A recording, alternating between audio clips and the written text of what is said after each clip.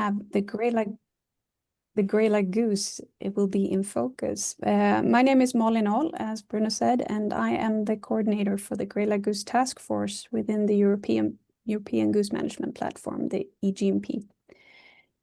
So nowadays, one of the most abundant goose species in Europe is the Greylag goose. We have great numbers moving through several countries during the year, and many different scientists find this species interesting to observe and analyze in different aspects, sometimes because it has shown a great recovery in numbers over the last couple of decades, but also because they have an effect on our way of living, both when it comes to recreational experiences, but also in regards of crop damage to our farmlands, for example. And what comes out of the different research projects is of great value for the management and the implementation of the management. And that is why we arrange webinars like this. Now we have a couple of hours here today to dive a little bit deeper into the knowledge of this goose species. And after each presentation, there will be some time to ask questions. Matthieu, you will have to leave before the end of the session here today, right? So if you have any questions for Matthieu, please ask them right after his presentation. But for the other topics, as you might have seen in the program, we have also added a Q&A session in the end for any questions that might have come to mind. So, and if you want to ask any questions, please use the action button down below and raise your hand, or you can write in the chat and we will keep an eye on that one. You mentioned the presentation would be recorded, so that's already taken care of. Great. We have a set of 5 presenters here today, and we will hear about recently conducted research within the field. We will hear research results and examples from Denmark, Sweden, and Germany. We will dive into social science aspects about acceptance, hear about crippling rates, scaring tolerance, and migratory route changes. But we will start in France with a broader presentation of the species. Matthieu Guillemain, I hope I pronounced it correctly, from the French Biodiversity Agency, has recently written a book that has gotten published about the Greylag goose. And based on that book, Matthieu will now start by guiding us through the history of the species and how the management has developed as the population has increased over time, and give us a French perspective. So I will now give the floor to you, Matthieu.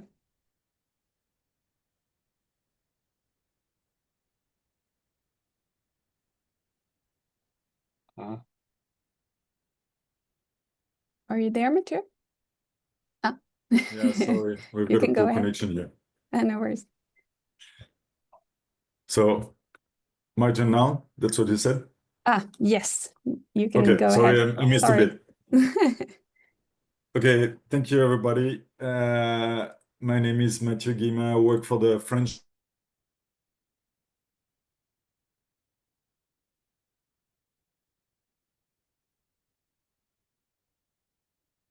I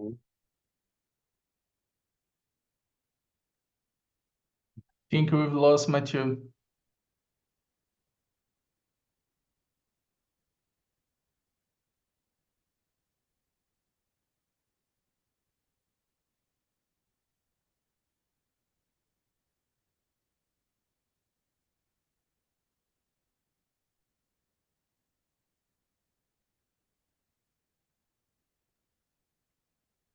Can you hear us, Matthieu? Okay. Sorry, I hope it's going to work this time. Okay, let's give it another try. I see that my neighbor Paul is connected. Paul, maybe if you can switch off your camera, we can maybe okay, well, gain a little. I can even just listen to you from next door. Okay. Sorry for the technical issues. We work with Paul and others connected today for the French Biodiversity Office. And the talk will be about population dynamics and management of greylags, very much from a French perspective. So this is the history of what has happened with this species over the last half century, basically. You've seen, and you know, many of you, that the situation has really changed a lot from a threatened population to one that is considered by some people as overabundant. So we'll talk about the factors behind that, what this has changed in terms of geography in addition to numbers, the problems that this is causing, and the answers that are provided by the community. And a little teasing, there'll be surprises by the end.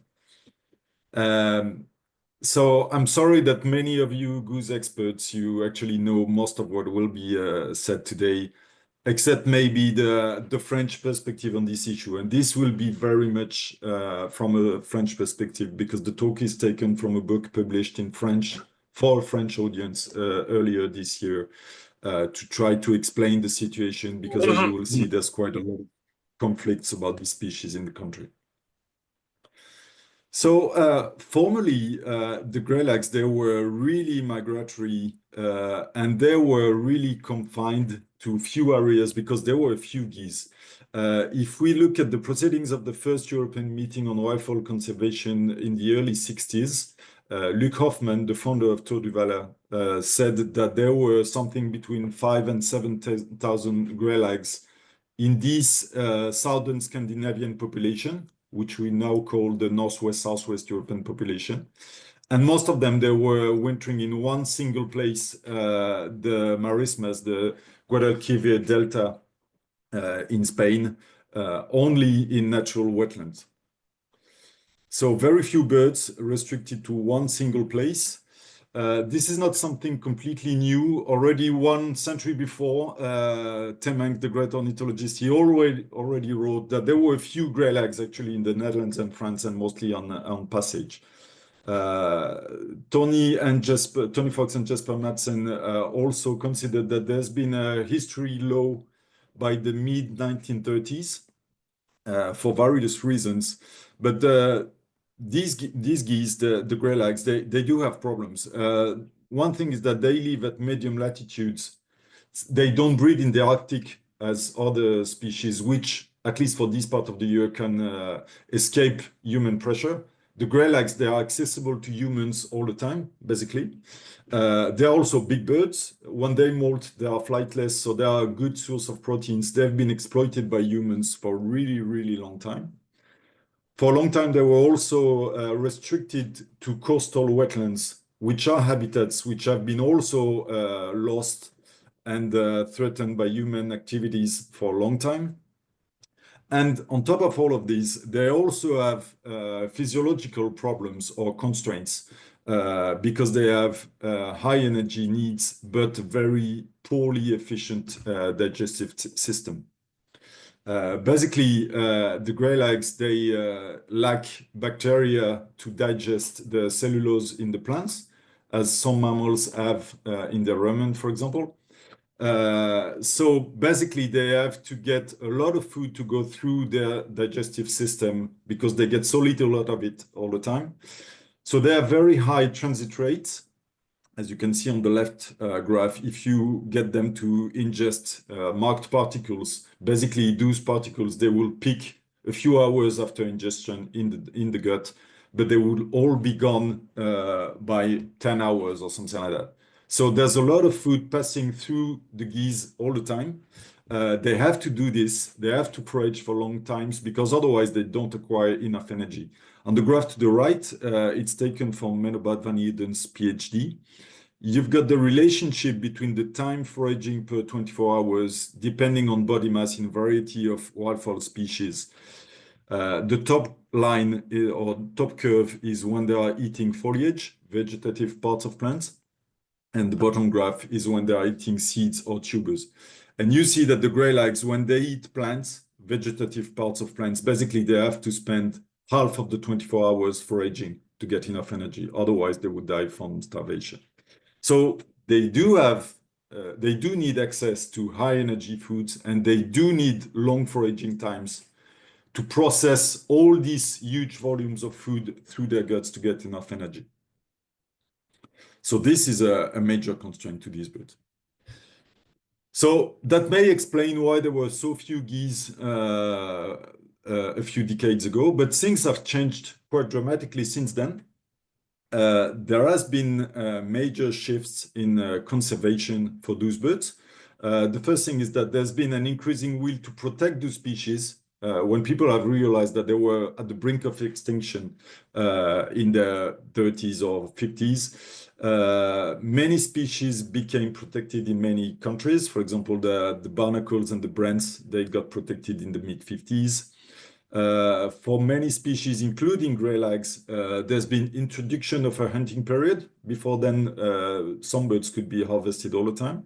And in the countries which already had hunting season, the hunting season length has also been reduced. For example, here in southern France, the wild fowling season has declined by 1/3 since the in length since the mid-50s. So that's quite a great effort made by the hunters. And also, it has become illegal to sell geese and other game in many countries since then. So quite a change in the hunting part of the conservation system. Quite a change also regarding the habitats. For a long time, the birds, they were forced to southwestern Europe by cold spells during winter. And there could be really high hunting pressure. So the birds which were already energy stressed, they were suffering heavy hunting. So a lot of reserves have been created, especially in France, Spain, and other countries. And the birds have greatly benefited from them. They have massively shifted from other areas to these protected wetlands. And more broadly, there's been general agreements like Ramsar, Natura 2000, etc., which have protected wetlands, so the former habitats of these species for quite a long time.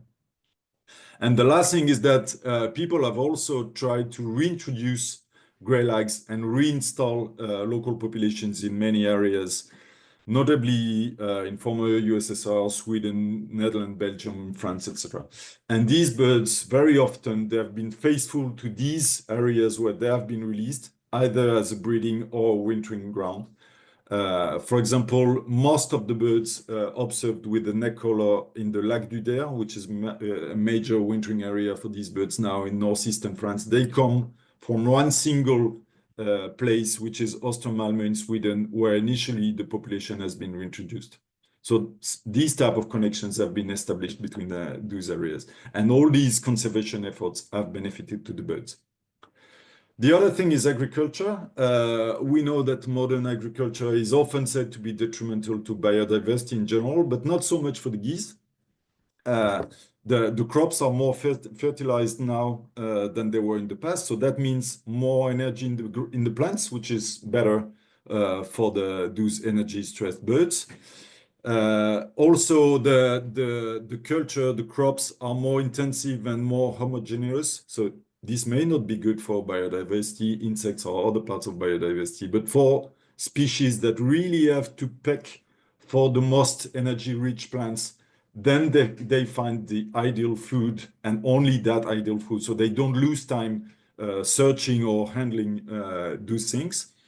And also in many areas, the rise of modern, bigger machinery has led to the cutting down of hedges around the fields. As you can see on the top right picture, the fields are larger, which means more safety also for these birds. They can see potential problems, predators or humans from a greater distance. They are less frequently interrupted by vigilance bouts or things like that. So they are more efficient at foraging. So basically, changes in agriculture have also been beneficial to them. And climate change, which is also a problem for biodiversity at large, it may be a benefit for the geese because this relieves some of the energy stress. In winter, when it's not so cold, you don't lose so much energy, so you don't need to ingest more food to compensate for that. The crops, they also contain the crops that they can also be grown further north, so you don't have to travel long distances to find them. And basically, the geese, they don't have to find shelter in warmer areas in the south because the areas get warmer also in the north now. So they shorten their migration. As you can see in the climatic atlas maps here, the left map is the current distribution. The right map is the modeled distribution based on climatic models. And the birds are expected to shift northeast because they don't have to migrate such long distances as they had in the past. So, well, all of this basically has contributed to a rise in the number of birds. So remember, it was less than 10,000 birds in that population in the early 60s, and the numbers have increased dramatically since then. So again, Tony and Jim Leflore, they have assessed the population size and changes in all the northern hemisphere geese populations, whatever the species. And for the northwest, southwest European population of greylags, they have recorded an 8.5% annual growth rate, which is among the highest values for any goose population worldwide, or in the northern hemisphere, then worldwide. So this population has really increased dramatically in response to all of these processes. And as we said, the distribution has also changed. If you remember, basically, most of the population was wintering.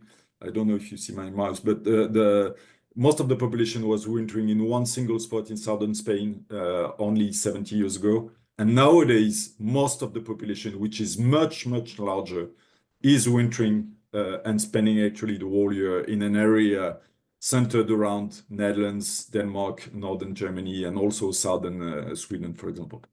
In the 60s, most of the birds in Spain. By 2015, it was only 20% in Spain, and most of the birds were in the Netherlands. And the change has continued up to then, to today. So if there are Spanish colleagues in the audience, it will be interesting to know how many birds, how many greylags there were this January in Spain, because it is expected to really decline massively. So this increase and change in distribution has also changed the relationship between the greylags and the humans. The older papers in the 60s, they were quite happy to see the greylags switching to agricultural land, because this was seen as a way to help them recover from such low numbers. It was considered to provide good habitat for them. But then by the late 70s, the tone of the papers has started to change, and there were papers starting to talk about the conflicts between the geese and the farmers because of the crop damage. Congresses, meetings have been organized specifically to deal with this topic. And well, even the Agricultural Task Force of the EGMP has organized a webinar this winter on these topics. So the way people are seeing those birds has also changed over time quite massively. So what do the farmers do, or the society do? Well, basically, some fields are set aside for the fields, and all the farmers are compensated for the loss that they get in the fields. And at the same time, people are trying to scare the birds away from other fields which are to be protected.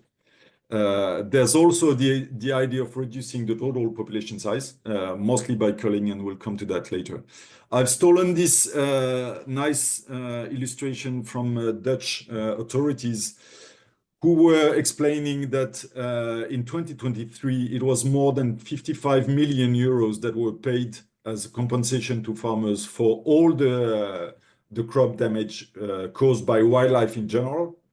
But when the costs were broken down per species, well, public enemy number one is the Greylag goose, for which the compensation paid is estimated to be close to 30 million euros only for them. And most of the problems, if the costs are broken down per crop, are in grasslands. So greylags in grasslands in the Netherlands, but also in other areas. That's a very, very big problem now. There are other problems linked with the increase in greylag numbers. Avian influenza is one of them. Wildfowl, including geese, are a natural reservoir for these viruses. And these viruses, when they are highly pathogenic, if they go into a poultry farm, that's a big problem. So during the last very big outbreak in 21-22, it's more than 50 million poultry that were killed, caused, well, in line with the AAV outbreak. And during the spring of 22, greylag geese were actually the wild species with the most positive cases. So they're really involved in this general problem with the farming community, also for poultry farms.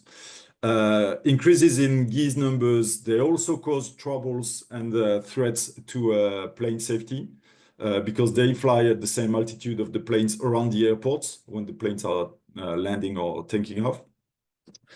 And also because the geese, they get closer and closer to humans. There'll be a talk about that. They really like the urban areas, the gardens, the parks and everything. There's the issue of fooling with the droppings, sanitary questions in some cases, and also the birds, they may be aggressive towards humans when they have goslings. So all of these is turning the situation from a poor endangered species to a really abundant species considered to be really problematic. So what is done is to try to reduce population size. This is done by combination of leisure hunting and culling, which means derogation killing after a green light from the Commission. Here you can see on this graph prepared by the EGMP data center, the broken down of numbers taken in the population per year, per country. And you see that the largest part of each of these bars is in the Netherlands, where the species is actually protected. So it's not leisure hunting in the Netherlands, it's mostly culling. And in other countries, it may be a combination of hunting and culling in various proportions, depending on the practices in each country. So a lot of birds are also taken out from the population annually. And this is not coming without debate in society.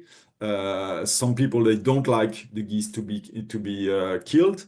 And also the culling methods sometimes, and especially in France, I'll get back to that later, is causing a lot of debate. In many cases, the birds are culled when they are flightless during molt or before the young acquire their flying feathers. And they are put in a place where they are killed by CO2. And gazing animals, given the history of Europe, it is causing a lot of debate in many countries. I should say that on ethical grounds, if you really go to the root of the thing, using CO2 to kill birds, this is something that is also practiced in some slaughterhouses with poultry. And the meat is perfectly eatable afterwards and etc. So it's more of a history, societal issue than a technical really problem. So now, what about the French situation? If we look at the historical numbers of birds in the country, they were really, really, really low.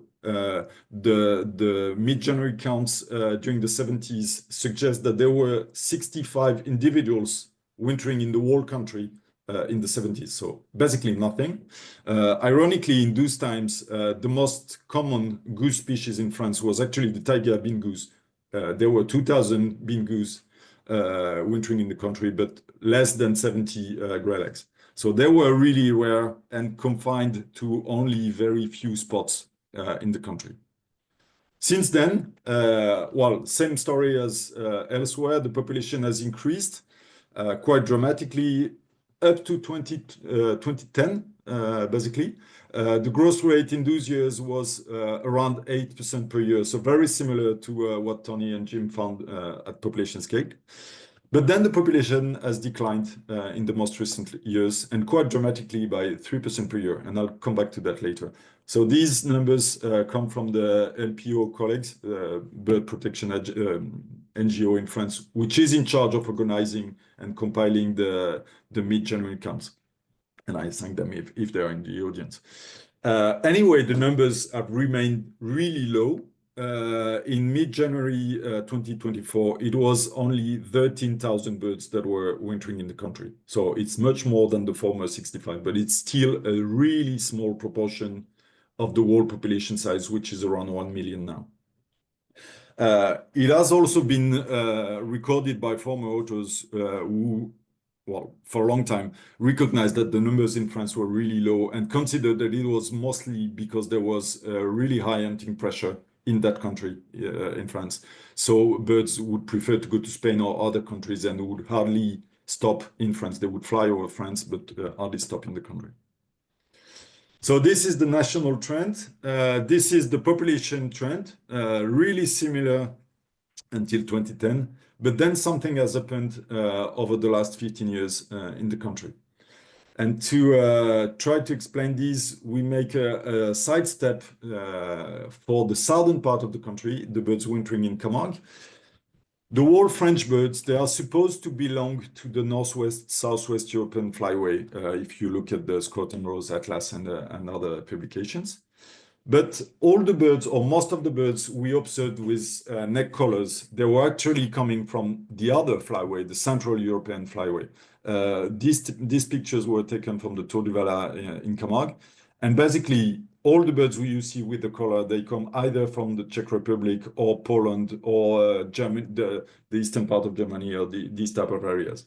So we collected Greylag wings and analyzed the isotopes in the wing feathers. And the results are shown on the map to the right. So don't consider the UK where most of the birds are sedentary, so they can't be coming from there to come to the Camargue. But the results show that most of the birds wintering in southern France, they basically come from an area centered in central or central northern Europe, the Czech Republic, northern Poland, etc. So basically, those birds in the south of the country, they belong to the Central European flyway, not the Northwest, Southwest European flyway. Those birds from the Central flyway, they used to winter, for most of them, almost all of them, in Ishkel Lake in Tunisia, which they have deserted over the last decades because of habitat loss in this area, and also maybe because of short stopping, as we've seen earlier on. And this is exactly the same time as they have increased in Camargue. So on the left graph, you've got the increase in the Camargue numbers up to 2010. So basically what we're saying is that for a while we received the birds that were formerly wintering in Tunisia. The birds have shortened their migration, stopped in Camargue, and then the numbers have declined because this short stopping process has continued.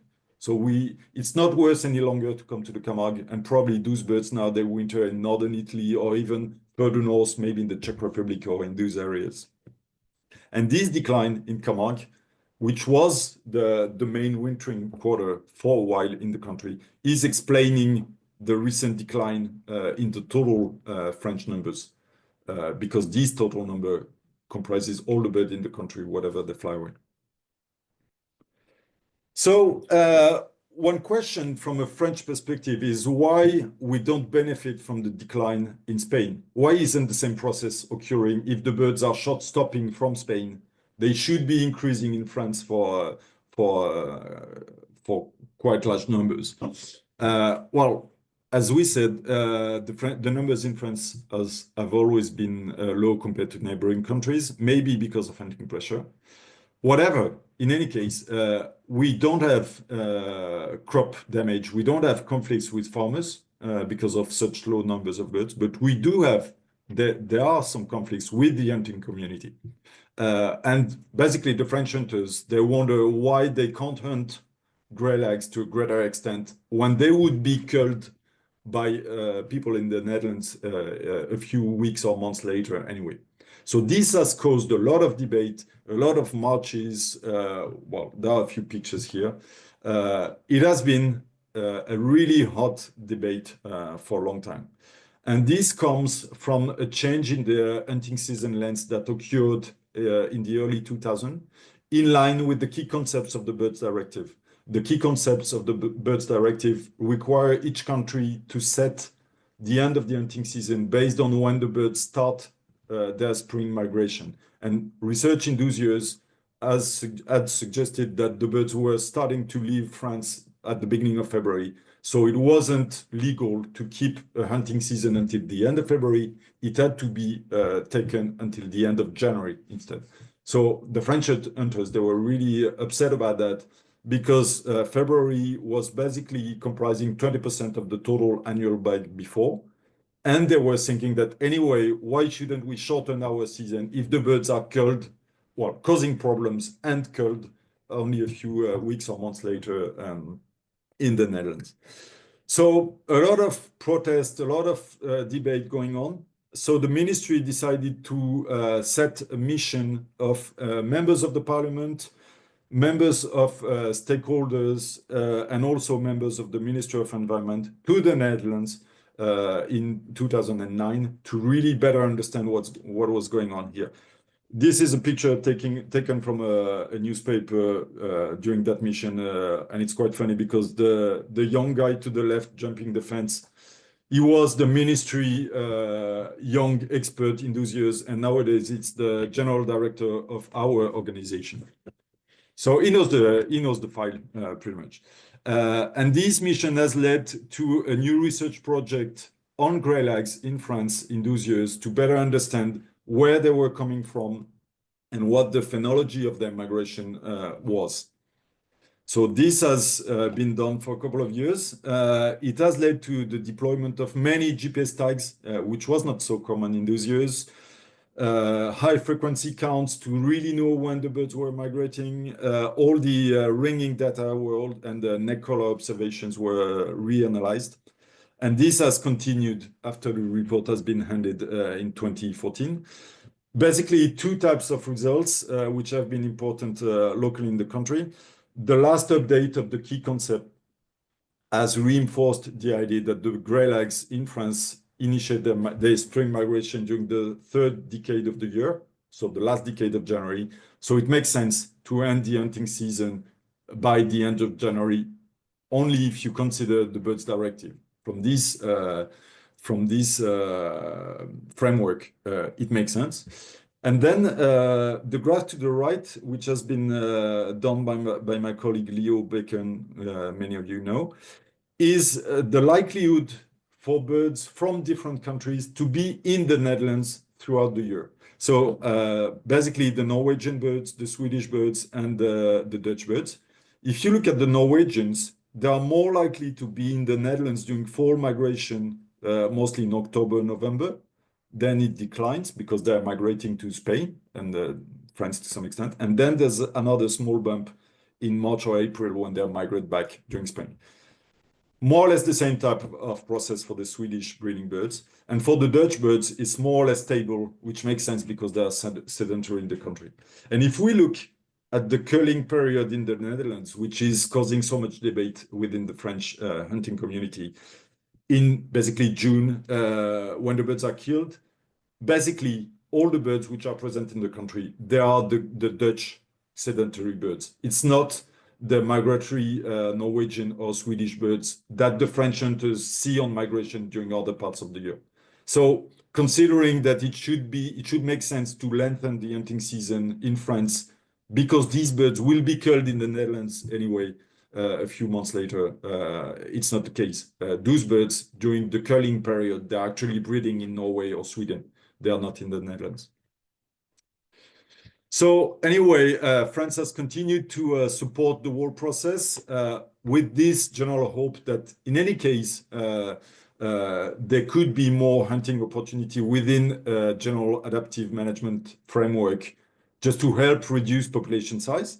So the kickoff meeting of the EGMP was in Paris in 2016, and France, together with other countries, has financially supported the writing of the management plan and organized a meeting in Paris and everything in those years. So the country is still involved in the process and will be happy to be in Brussels in a couple of weeks.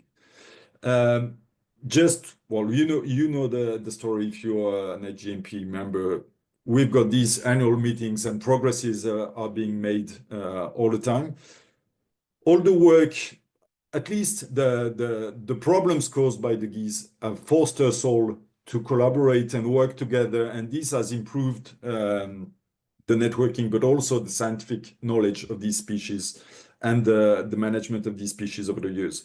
So we can mention the writing of the plan, which I just mentioned, the recognition that there are two management units, the sedentary and the migratory birds, the fact that Schabolz and others have written the Adaptive Flyway Management Program, the fact that Fred Johnson and others have really worked a lot to establish the target population size, the trend that we should all follow to reduce population size by 15%, etc., etc. So quite a lot of progresses that have their origin in those debates in several countries. Nowadays, the idea is to still try to reduce the population size. The data center suggests several scenarios which are different combinations of culling or hunting in the north or in the south. But then the question is, will it be possible to really rely heavily on hunting in the south when there are so few birds going to Spain and a plummeting number of birds in France anyway in any period of the year? So things are going on here, and they may affect the decisions that we can take in the future. And those birds are still surprising us all the time. We've launched with the LPO colleagues a new scheme to evaluate the breeding population sizes of waders and wildfowl in France. And while we considered that there were 200 pairs in France, we recorded or we obtained 2,500 pairs of greylags breeding in the country. So the numbers, it's difficult to compare the numbers because the protocols were not exactly the same, but the breeding population size is increasing anyway to quite a significant extent. And these birds, they are really doing weird things. I see that the colleagues from the Hunting Federation of Loire-Atlantique in the West are here this morning. Now they have 200 pairs only in their area in the Loire estuary. They have put some satellite tags on tens of these birds, and more than 3/4 of these birds, actually, after breeding, they undertake a migration to the Netherlands to molt their feathers. And then they're coming back to winter in France. So basically, the French breeding birds, they were supposed to be kind of sedentary, very few birds. And now we see that we have many, and they actually travel within these sedentary management units. So probably there are more surprises to come. We'll see what happens in the future. And well, thanks to the EGMP and all the participants to help managing these unexpected changes in the greylag population. So for those who read French, a bit of auto promotion. This is all in a book recently published. You can find it in the best bookstores, obviously. But you can also download the PDF for free on the website that is here. Thank you for your attention. Thank you so much. Thank you so much, Matthieu. Thank you so much for a very interesting presentation and getting to know the French perspective a little bit more. Do we have any questions or comments? Now is the time. And as I said in the beginning, you can either raise your hands through the reaction button down below, or you can write in the chat.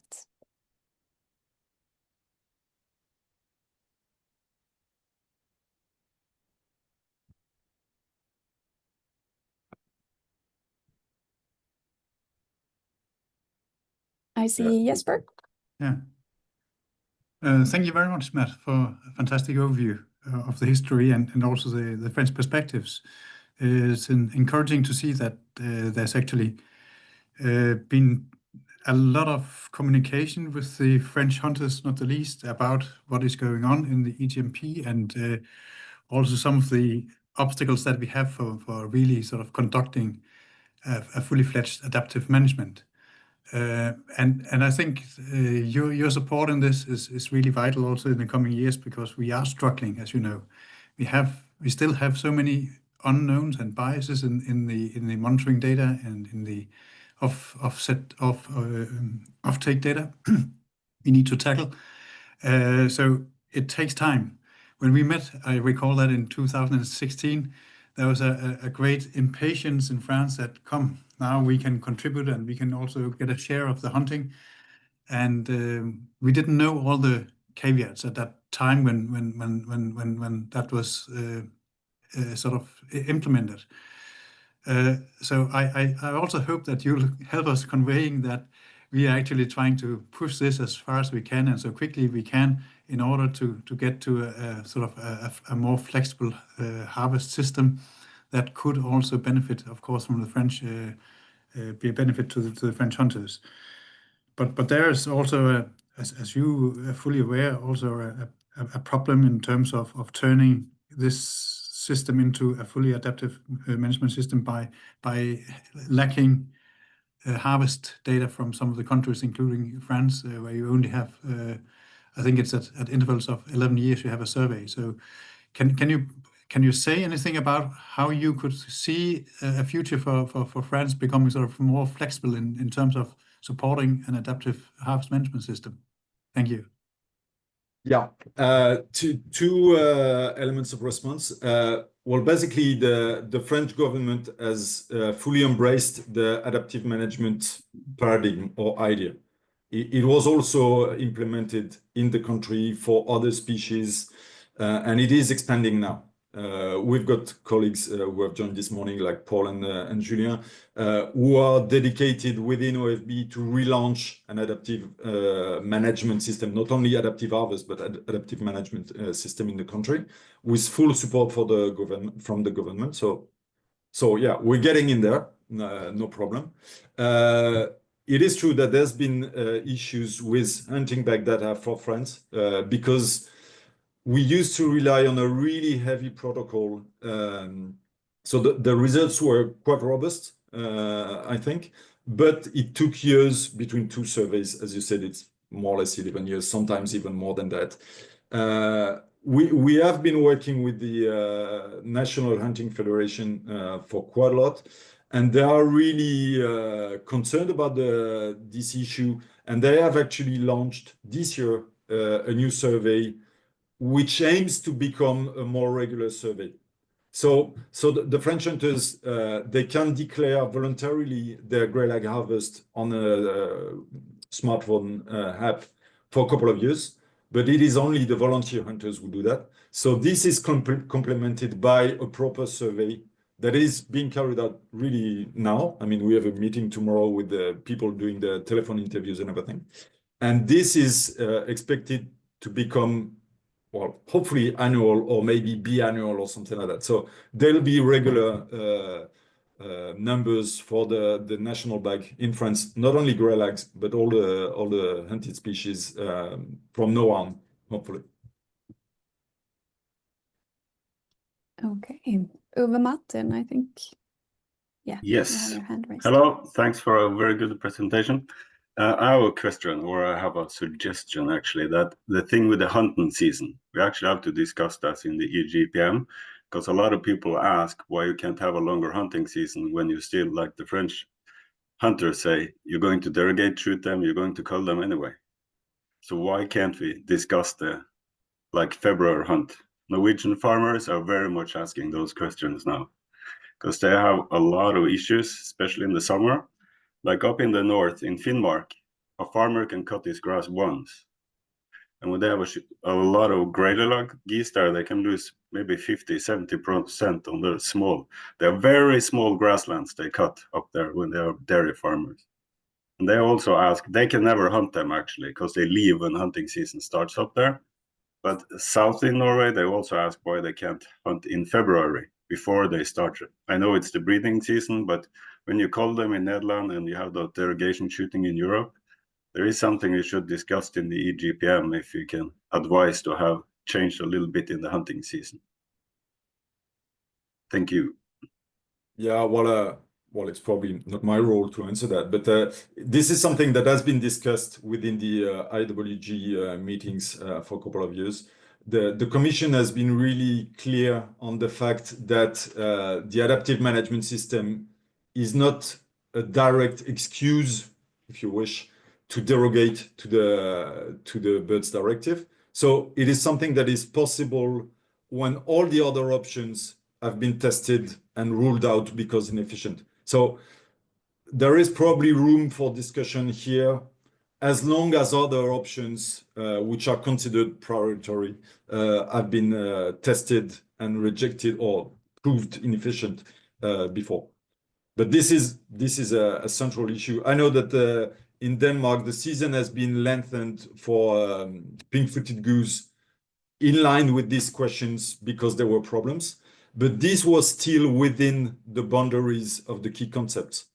Jesper, you tell me if I'm wrong, but I think the hunting closed quite a long time before the deadline set by the birds directive before. So it has been lengthened, but it's still before that initiation date of the spring migration.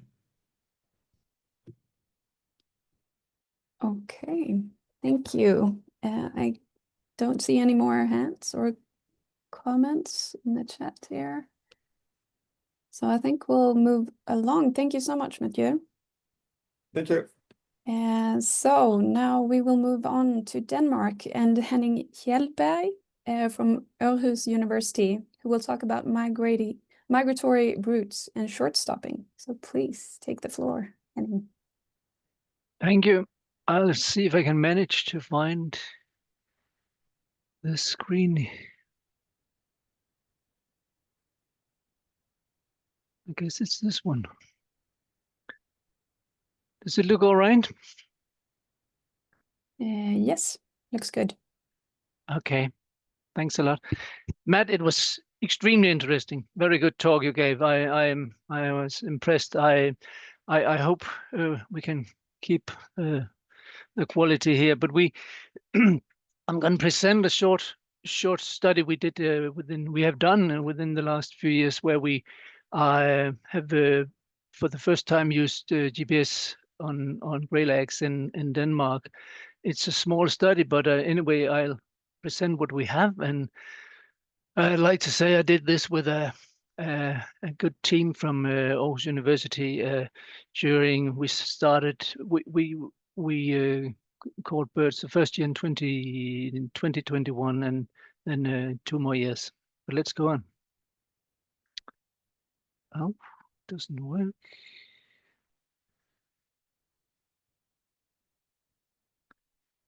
Okay. So we have been dealing with the same change in population over time as you mentioned, Matt. We've seen a huge increase in the breeding bird numbers. They have increased 7 times since the 90, and we have seen a similar increase in the hunting bag. We are now hunting. We have a hunting bag of 60,000 greylags every year, and we even have we know from the midwinter counts that we have a winter population of around 100,000 greylags every year. So we also witnessed a huge change in from our atlas work, change in expansion of the breeding population. So we have 3 atlas periods: the 70s and 90s, and then recently here to the right, and we see that there are 3 times as many atlas squares with breeding greylags as back in the 1970s. We have even we've studied how the distribution of wintering geese recently, and we've seen that the greylags have expanded a lot during the last 20 years.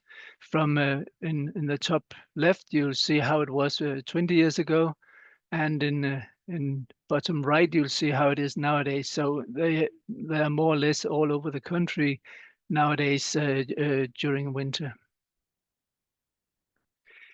If we go back in time, we have the first description of the migration and mode migration of greylags from 1965, where Paludan wrote that it was very clear that the majority of the birds were wintering in Doñana, as you mentioned, Matt, and we had also some birds in oh, I can't see my screen here, and a lot, also some in the Netherlands, but the majority in Spain.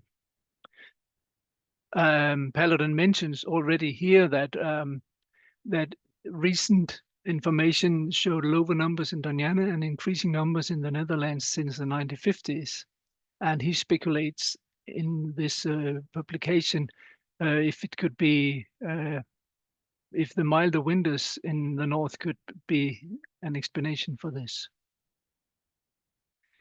Then later on in 2005, there was a story, a publication based on 35 years of studies on a Copenhagen local population, where they ringed a lot of birds and studied their phenology, their survival, reproduction, etc. But not so much about their migration.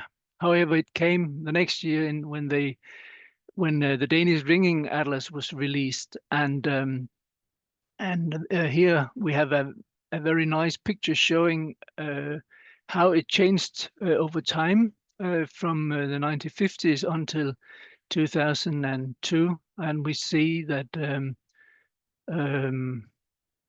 that the main winter quarters has how it shifted northwards, northeast, actually. A tremendous change over time, I would say. So it shows very much the same as you explained to us before, Matt.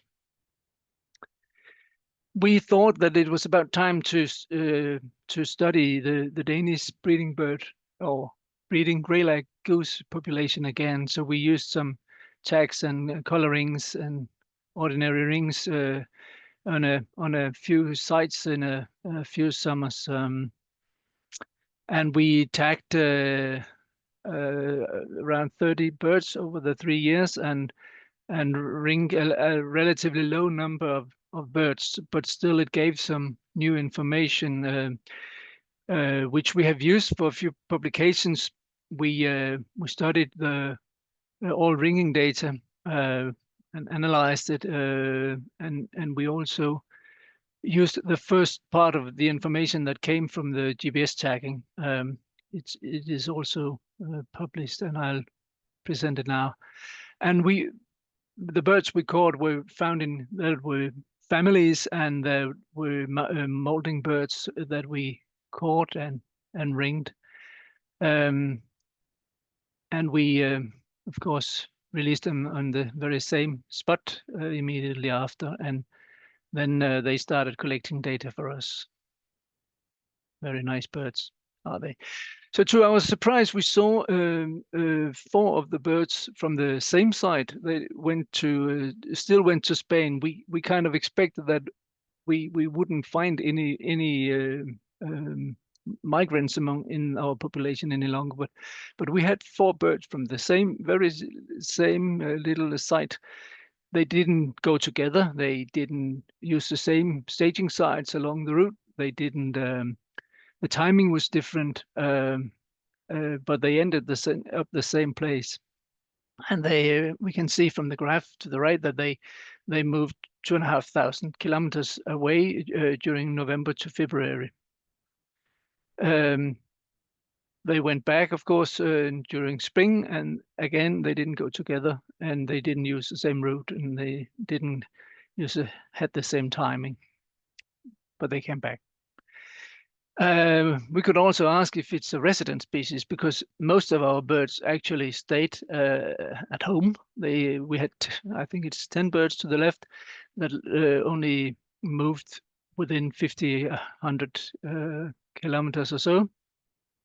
And to the right, we see the 2 exceptions. We had one in blue, one that went to the well-known area in the Netherlands, and we had another one that probably was a molting bird from Germany that we caught immediately after flying again. It went to the North Germany and stayed there the rest of the time. So the question is it a migrant or not? If we compare the 2 graphs to the right, we see that some of the birds never move more than 40 kilometers away as a mean per month, and others go as far as 2,500 kilometers away as a mean distance from the ringing site. So it's very, very different between the different birds. So my guess is they should decide whether they should stay or go. And I don't know how it works for them. Is it genetically based? Is it site based, or is it a random, or what happens? We even had some birds without GPS, but coloring that were red. Their rings were red in different places in Spain. The pictures are from Villafafila in northwest Spain. Our Spanish birds went to Doñana as the famous place down there, and they went to the sand dunes for gritting. We could see that with the GPS, and that I found that very interesting, because we had already read in Paludan how those Greylag goose from all of Scandinavia went down there and used these sand dunes for gritting, and he explained how they used live decoys to catch those wild geese, and to shoot. They some years they shot more than 1,000 birds, so it was quite important for the hunters down there at that time. Nowadays we see that most of the greylags we shoot here are coming from Sweden and Norway. We see that Norwegian birds are in the western part of the country and Swedish birds are in the eastern parts. We also have some birds coming in from the south, Poland, Germany, etc. But we can see from the parade to the right, the picture, that it's a lot of birds they shoot sometimes. Yeah, and we could see that how it has changed where the winter recoveries of the Danish ring breeding birds, where they come from. Back in the 50s, 3 out of 4 birds during winter were shot in Spain. And nowadays it's maybe less than 5%. On the contrary, we had none being shot in Denmark during winter in the 50s, but nowadays every second bird shot in Denmark during winter, Greylag goose, comes origin from Denmark, has a Danish ring. And now to the short stopping, because what we've seen is that since the 50s, our birds have had gradually shorter distance to the wintering quarters, and they nowadays winter close to the breeding sites. They are more or less sedentary birds now. The 4 birds we saw that went to Spain, 2 of them survived until the next winter, and we saw how one of them went to Germany the following winter, and in the 3rd winter it went to the Netherlands. So it changed from year to year, and so that's more or less the first time we see that, at least with the Danish bird, that they change, the individual bird changed. So that's we are very much aware that there's a change in the population, but could it be due to the change for the individual birds? We could see that with the GPS birds here. The other bird that survived to the 2nd winter, it stayed in Denmark the following 2 winters. So the question is, why do we see this change? And is it because it's become less attractive in south, or is it become more attractive in north, or is it a combination of both? There are several reasons. It could be drought and excessive use of water in Spain. It could be higher mortality risk due to hunting in France and Spain. It could, for the more attractive parts, it could be lower mortality risk, less hunting in the Netherlands. It could be milder winters. In Denmark, it could be mild winters. It could be food in abundance, the winter cereals, as you mentioned, again, Matt. But still, we shoot 60,000 greylags annually, so it's a lot of birds that are shot here. So we did a small project, but we really want to do more, and we wanted to upscale the project in various ways, and we like to repeat catching birds, geese at Kastrup Mose, where we caught the Spanish migrants, and see if if it's would happen again. We would very much like to catch geese in Vejlerne and Utterslev-Mose, one of the two famous areas in each end of the country, and to see, because we have no tags from either of these areas, and we would like to have some GPS tags that last several winters, so we could follow the individual and see if they are changing wintering side over time, and maybe explain what is the difference between those years. We'd like to combine it with a lot of ringing of neck collars, because it gives other sorts of information, which you are probably all aware of. Yeah, that's it. And the final slide here is just to mention the relevant references the papers we produced the last few years about the Greylag geese. Yeah. So thank you very much, everyone. Thank you so much, Henning. That was really interesting to hear how it can differ between individuals, but also between the years in individuals. So it's, yeah, a lot more to learn. Do we have any questions or comments?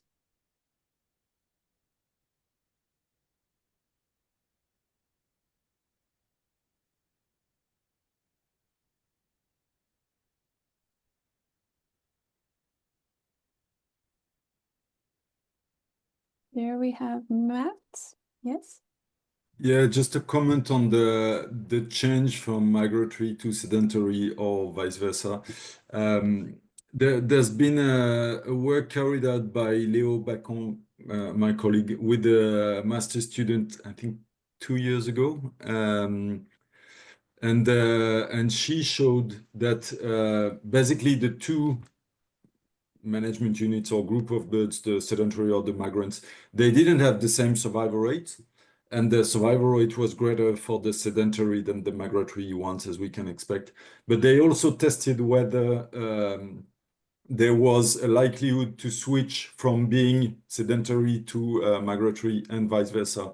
And they showed that basically no birds were switching to become migratory, but many birds actually became sedentary, even if they had been migratory before. So I can send I think there's been no paper published, but there's the report by the student, which is in French, unfortunately, but I guess it's straightforward from the tables and everything. So I can send that if you want.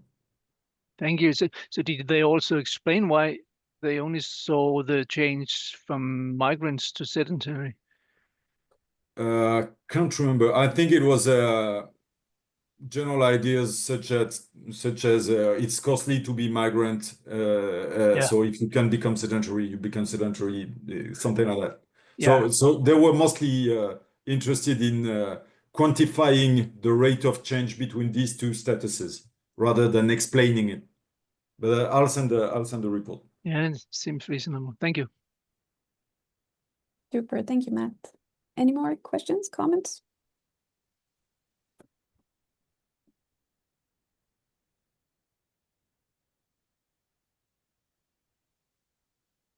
There's nothing in the chat, right? Okay, thanks a lot. Okay, thank you so much, Henning. So we'll move along from migratory routes in Denmark to crippling rates in Sweden. Niklas Liljebäck from the Swedish Association for Hunting and Wildlife Management and the Swedish University of Agricultural Sciences will tell us a little bit more about that. So please take the floor, Niklas. Yes, thank you. Yes, as Malin said, I have two different works. I am working for the Swedish Association for Hunting and Wildlife Management, but also spend some time at the University of Agricultural Sciences in Sweden. So I will talk mostly about a recent study published in 2024, which actually Johan Månsson from is the first author, and this is also a cooperation with Sander Monen, Ralf Böj, and Johan Heldbjerg. But the last two slides will be more about the implications or what role this study has made already in Sweden.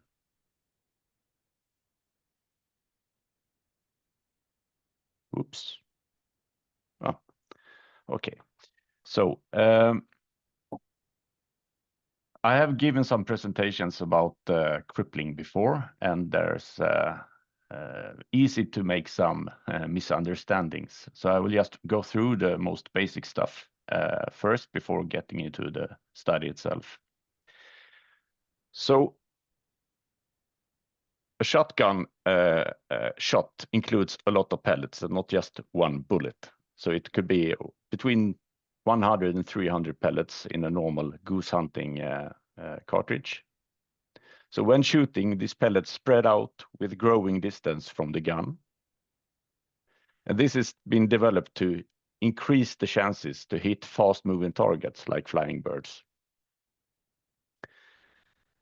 If the hit by the pellets is not fatal, the bird doesn't die immediately. The pellets may become embedded in body tissue, and the bird can continue living with this the whole life. And that is the focus of this study. That can be detected in X-ray studies like the one we have done. However, there's an unknown fraction of birds shot that are not retrieved by the hunter, so it's not collected in the bag statistics, but they die shortly after being hit. So this is not detectable in studies like the one I'm going to present. Crippling is probably painful for the birds, or if they don't feel pain, it's probably not comfortable. So this is an ethical issue overall. And depending on other studies on the species and the population investigated, it seems like it can also mean that the birds have lower survival and lower fitness. But this is not very clear. And also, when these pellets get embedded in the body tissue, there are a lot of chemistry going on, both organic and inorganic chemistry. And so far, studies has not been able to detect any leakage of toxicant metals from the embedded pellets to the bird carrying the pellet. But if these birds get consumed by a predator, the toxic effects may be reactivated in the predator eating, including humans, eating these lead pellets. So it's important to remember that crippling is not the same as consuming lead pellets of water birds, so these toxic effects. That's another issue that I will not talk about today. So an X-ray is a great tool for if you want to do studies like this. We have used a portable veterinarian machine that is battery driven. It's easy to take with you. The X-ray is very efficient. It takes less than 1 minute per bird. And this kind of devices allow a very easy detection of the pellet, like the bird on the right. It's easy to find the pellets. It's easy to count the pellets. But it is not possible to separate which metal it is. So we cannot separate if it's a steel or a lead pellet or anything else. And we also tried to measure the size of the pellet on these X-rays, but it's not really possible because the distance to the camera, the X-ray camera, plays a big role, and the bird is quite big, so it's hard to measure the size. It would be nice to know if the bird has been shot at more than once, so the pellets that you find is from several locations of being hit by pellets, but that cannot be done.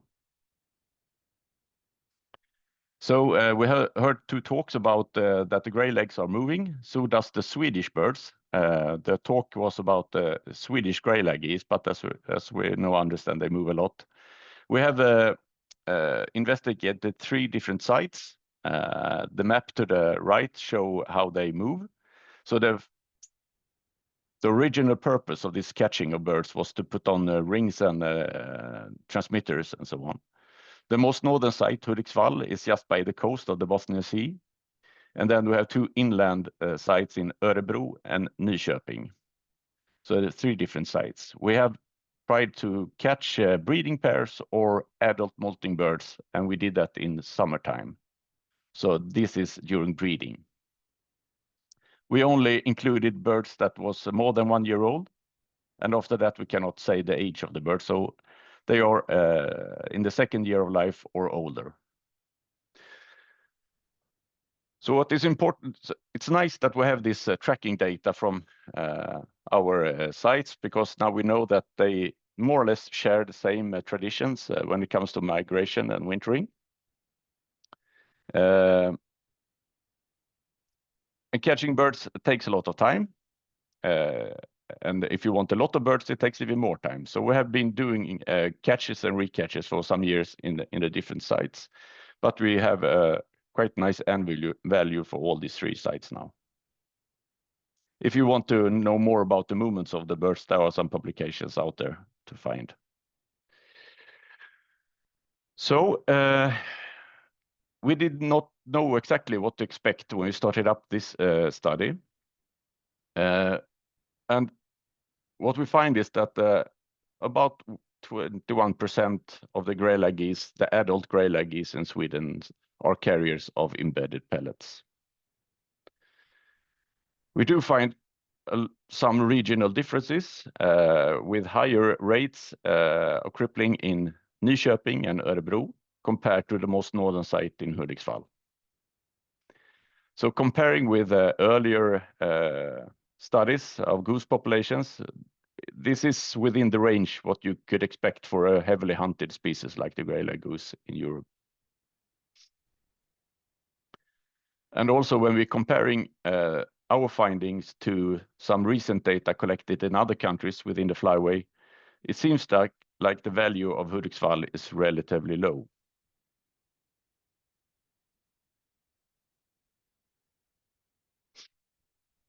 So the main what's new in this is that we find regional differences in crippling rates. So we have, of course, thought a lot about how we can explain that there are this kind of differences. The problem here is that this is a complex issue. There are many factors that may affect the regional differences in crippling. So I start up a list, all the stuff that say that we cannot make any conclusions, just to be on the safe side here. So crippling rate, what you do find in a study like this is the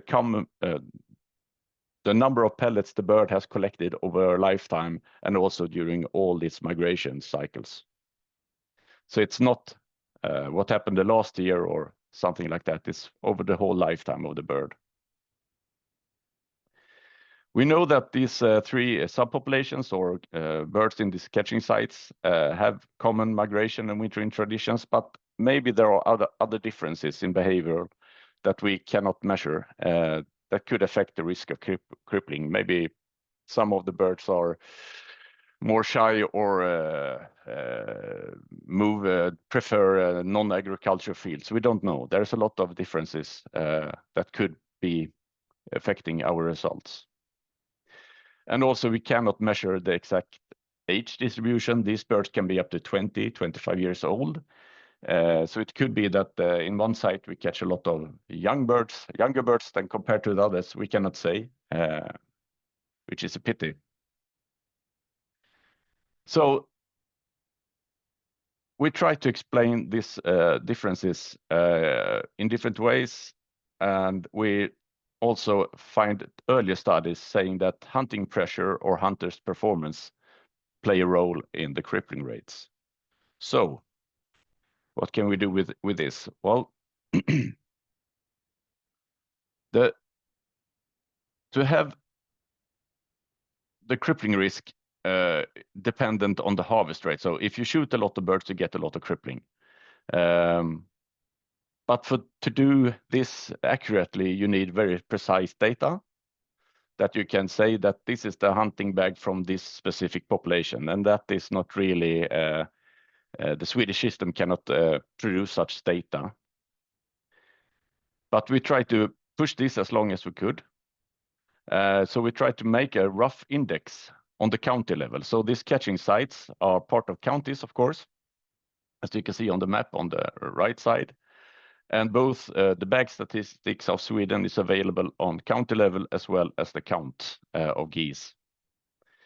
And we choose to use the September counts to give a mean number of geese available for hunting in the 3 different counties. And this very rough index suggests that the hunting pressure is probably higher in Hudiksvall compared to the other 2 sites. So the most northern site with the lowest crippling rate has the highest hunting pressure. It's very rough, but it says something about what is going on out there. So you could also expect that the performance of the hunters differ in different areas. So there is a measurement that is called crippling ratio. That is when you divide the number of crippled birds with the number of successfully bagged ones. We don't find any such studies made in Sweden, but we try to make something even more rough than the harvest rate by dividing our crippling rate that we have found with a harvest rate, just to give some kind of rough estimation of the crippling ratio.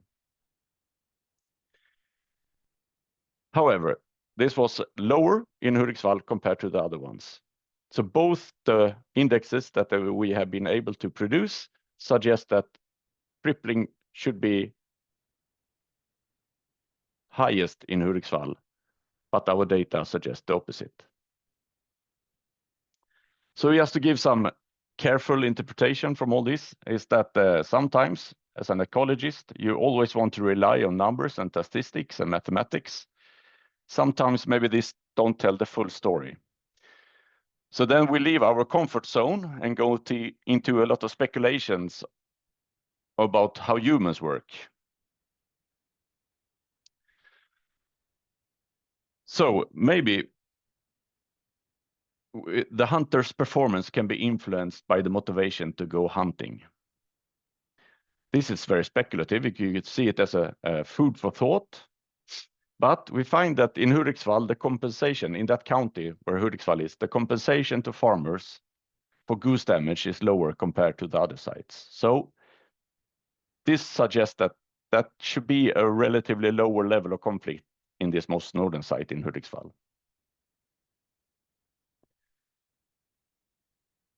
Studies in Sweden have shown that when farmers find the crop damage to be high, they also this create a lot of frustration that they cannot influence the situation. And this frustration probably spread out, since sometimes the farmer is also the hunter, but also the farmer likely knows a lot of hunters that he tried to influence to hunt more.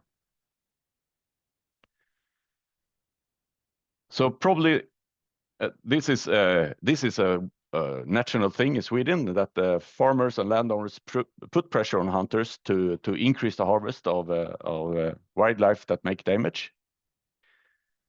But it's likely less pronounced in Hudiksvall compared to the other sites that we investigated, especially for the geese.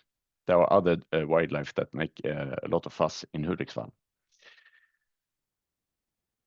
So the hunter is he's a human being.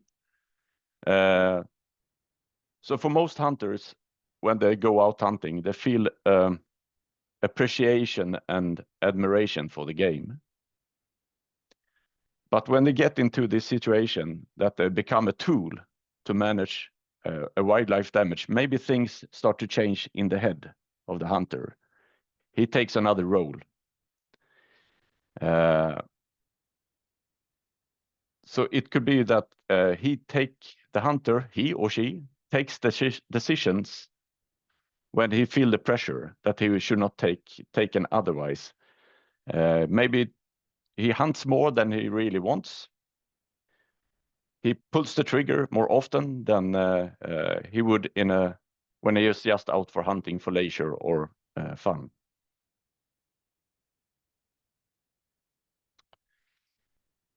So even if this paper was published late 2024, the results from this study has been presented in different occasions. So it already made a lot of impact on the goose management in Sweden. So I think this issue is an ethical issue overall, but for hunters, it's also for the Hunters Association or the agencies working with hunting in Sweden. This is really put the spotlight on the legitimacy of hunting as a management tool. So this could actually be affecting how the public perceive hunters and hunting in a wider context. So there has been some debate, but some constructive output has already been implemented into the education of hunters and also the courses of hunting, goose hunting in Sweden. More concretely, it's about shooting training. Before it was mostly on shooting ranges, standing up, shooting at clay pigeons. Now they try to put the shooter in hides, like the ones you used for goose hunting. And one thing that comes up often when you talk to these more skilled goose hunters is that they think that shooting skills is very important, yes. But in the end, it is the shooter who takes the decision to shoot or not. So the ability of the hunter to know its own limits and keep down the shooting distance is maybe more important than the shooting skills per se. One thing that comes up a lot when you talk to hunters is what kind of method or technique you use when goose hunting. So there is probably a lot of differences within Europe on what methods and technique you use. From a Swedish perspective, the most dedicated goose hunters all say the same thing. You should coordinate your hunt, go out hunting a lot of hunters together, using a lot of decoys to keep to have the geese coming in close to the hunters. And then when you are several hunters, you can help each other to take down birds that are wounded. And this is probably the most efficient hunting technique in Sweden. You have larger bags compared to when you're a few hunters go out to hunt for yourself. And they also see that the retrieval rate, so they find a very high proportion of the birds that is shot at immediately after the shot. So this tells me that increasing bags of Greylag geese, like could be the target for management right now, is actually the solution to reach this is actually the same as to minimize the risk for crippling. So these two, increasing the bags and minimizing crippling, does not need to be conflicting targets. So thank you for listening. In a study like this, there's a lot of people helping us out. Catching birds is time consuming and you need a lot of people to help you. So friends, family and colleagues, I know some of you are listening now. Thank you very much. Thank you, Niklas, for a very interesting topic and a good presentation. It feels like there are some questions that open up maybe for social sciences as well. Okay, let's see if there are any questions. Jesper, please. Thank you very much, Niklas. Excellent work, and great that you follow up with sort of pushing sort of management as well. I just have one suggestion for you. Maybe you could analyze if there's a difference in the way that hooded birds and the others migrate via Denmark. As Henning showed, there's a heavy hunting pressure on the birds in Denmark, and maybe Buddhisval birds, that would be a hypothesis, are more likely to be exposed to hunting due to the fact that they stop over in Denmark. So it is just a suggestion on your list of speculations that you could look into. Good advice. We like to blame the Danes. Yeah. But there's a good reason for that. There's a very good reason for that, because this has been a heavy, hot issue in Denmark for many, many years, and there has been a campaign to reduce it, and it all looks very good right now, but we don't know about Greylag geese, how they are sort of shuttered compared to pink-footed geese and others where it has really improved. So I think there may still be an issue, because there's a lot of new hunters coming into the game, even though that they are changing their practice, like you show, with going out in teams and shooting in the field. So there has been a cultural change in the Danish hunters, but we don't know exactly how the situation is with Greylags nowadays. Thank you. Okay. Yeah, we do have the data from the transmitters, and it's the same bird, so it could be possible to do. Good idea. Thank you, Jesper. Sai?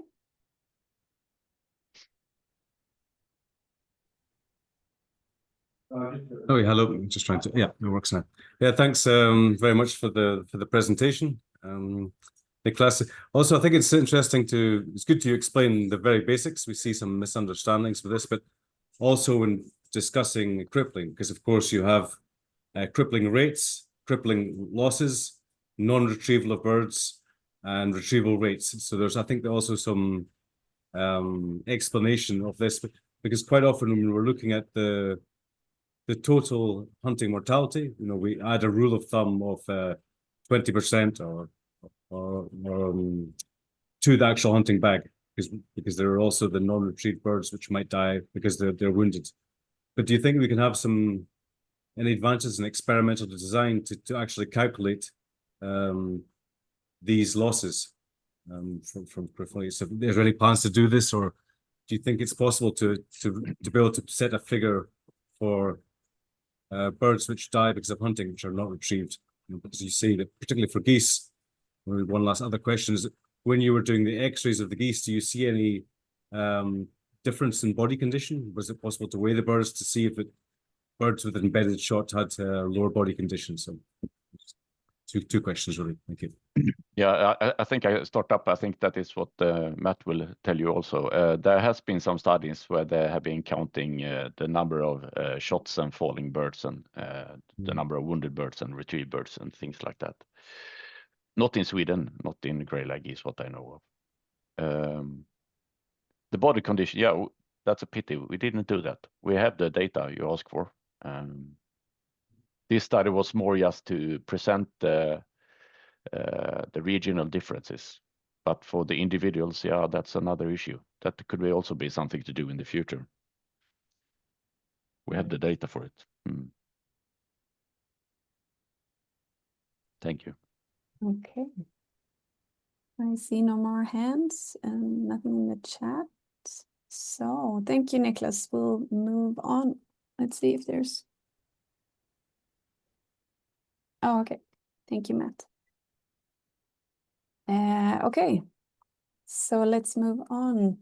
And we'll move on to a German study. Friederike Woog from the Natural History Museum in Stuttgart. Please take the floor and tell us more about your research regarding the behavioral responses to disturbance. Hi, everybody. I hope it's well visible and everybody can hear me. Hello in the round. A lot of people I know well for a long time. And I want to tell you a little bit about this long-term study that started in 2003 in Stuttgart. And it's quite a change from what we've heard so far, because it's a small population, urban population, that I study in much detail. You've seen this map. This is quite an old map from Jesper, and showing the flyways of Greylag geese, which were, which are changing, as we heard from Matt. And oh, I have a problem with the presentation. It's not moving on. So we have don't know what to do. Can you click on the presentation? Now it moved all at once, so sorry about this. What I want to show here is that we have the eastern and the western subspecies of Greylag geese, as you well know. And it has long been a question of me what the birds that we have in Stuttgart, which is in southern Germany, about where the three is standing, we get a mixed pattern of this orange and pink pattern. And this is an indication, if you get birds like this, that they're mixing from two subspecies, and they're probably introduced birds which have been naturalized in areas where they formerly occurred, and have formed self-sustaining populations. And this population in Stuttgart is well out of the range of the species. The winter range the Spanish wintering range, okay, but we never had Greylag geese in the south of Germany. It's only in the Norddeutsche Tiefebene in the north of Germany that we have this as a native species. So in a way, they're introduced species, but because it's native in Germany, it's considered a native species. And why is it important to distinguish these two? The naturalized introduced populations, they often do not show any migratory behavior. They're sedentary, like Matt explained before. And if you're looking at these differences between the origin of the birds, now they mix in a lot of the range, the purely wild birds and the introduced birds and the naturalized populations. And it's very difficult to tease them apart. So I'm concentrating on a population that is really not in an area where Greylag geese occurred before. And you see this is a very fragmented urban habitat in the city of Stuttgart, with a lot of people living there, and the geese manage to fly around and feed and breed in this area. And the grasses show nice food for geese. If I would be a goose, I would feed there. And then, these images of ringing, I don't have to tell much about these. What is important is that our reference for the counts is always the same area within the city. That's often a problem, that when you count birds and you change your reference area, then you cannot really use the data very well. So you see a massive data set starting from the 80s, where the first Greylag geese appeared, the light gray bars. And then in 2010, we have natural experiment, because Egyptian geese started to naturally expand to Stuttgart and form a breeding population. So this is our data set. What you can see on the lower graph is that it really levels off. So the urban population was not controlled or hunted much. And you see that it levels off, but the Egyptian geese are still increasing at the moment. So this is food for thought. And the breeding habitats are, very briefly, you know this all, that the birds started in low numbers, and then they had to increase in the nesting density. I did not really see this, but we always see the freshly hatched goslings. We then started to see at one point that birds from this breeding site emigrated to the city. This is a bit outside the city, sort of a suburban site, and this emigration then went on and is still going on. If you just plot hatchlings and fledglings, we found, low numbers, breeding pairs. This is the sample size for the breeding pairs. But if you look at the success rate between hatchlings and how many of them fledged, you can see over the years something is going on. It's going down. And this, coupled with the increasing number of birds in the town, I started to think about, why are they reducing their young? Is this maybe not their own decision to do this, or how does this work? And so I came up with, from Jeff Black's book, I really like this graph about, what are the bottlenecks for urban geese, and also to see this in a sort of evolutionary scenario, because the survival and reproductive success will determine if an individual is successful or not. And the rings allow us to actually judge this. And there are the constraints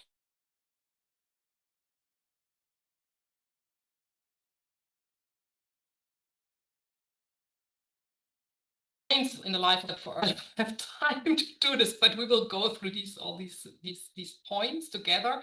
I started with winter, in winter the geese stay often very much put because they have not learned to migrate. There's no tradition.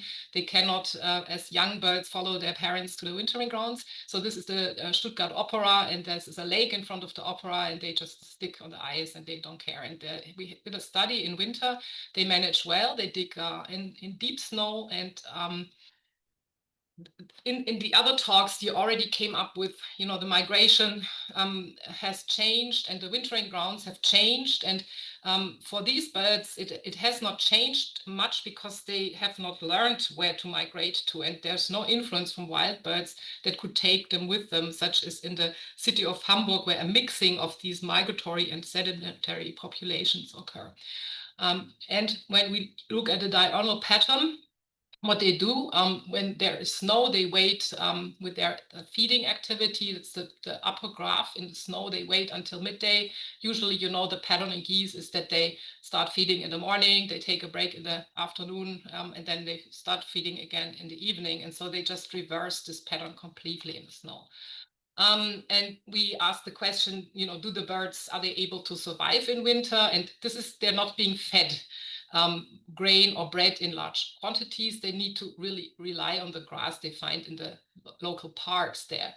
And we assessed the abdominal profiles, and you can see here in that study in 2004 that at the end of the winter, the females especially, they put on weight although there was snow. So they managed in deep snow and frozen lakes, they managed to put on weight. I have no idea how they did that. That was very interesting to us.